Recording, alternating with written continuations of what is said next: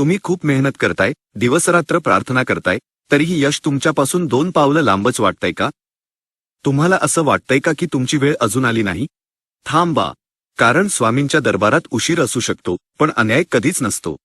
आपल्याला हवं ते हव्या त्यावेळी मिळालं नाही की आपण हताश होतो. पण नवे पर्व आपल्याला शिकवतं की आपली घड्याळाची वेळ आणि स्वामींची योग्य वेळ यात फरक असतो. जेव्हा आपण स्वामींवर सर्व सोपवतो, तेव्हा ते आपल्याला केवळ हवं तेच नाही, तर आपल्यासाठी जे सर्वोत्तम आहे ते देतात. नवे पर्व, संयम आणि विश्वासाची शक्ती. या प्रवासात आपल्याला हे समजून घ्यायचे आहे की फळ मिळण्यास उशीर होण्यामागेही स्वामींची काहीतरी मोठी लीला असते. तयारीची वेळ, जर एखादी गोष्ट तुम्हाला मिळत नसेल, तर कदाचित स्वामी तुम्हाला ती गोष्ट पेलण्यासाठी मानसिकदृष्ट्या तयार करत असतील. तुमची पात्रता वाढवण्यासाठी हा काळ महत्त्वाचा असतो. संकटातून बचाव. कधीकधी आपण एखादी गोष्ट मिळवण्यासाठी हट धरतो, पण ती गोष्ट पुढे जाऊन आपल्यासाठी घातक ठरू शकते.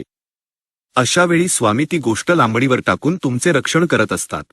संयमाची परीक्षा.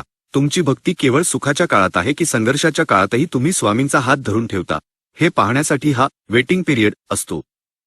अपेक्षितपेक्षा जास्त. लक्षात ठेवा, जेव्हा स्वामी स्वतःहून एखादी गोष्ट देतात, तेव्हा ती तुमच्या कल्पनेपेक्षाही अफाट आणि सुंदर असते. चला, या नव्या पर्वात आपण तक्रार करणे थांबवूया. माझी वेळ कधी येईल? यापेक्षा, स्वामी, तुमच्या वेळेवर माझा पूर्ण विश्वास आहे, या भावाने कर्म करूया.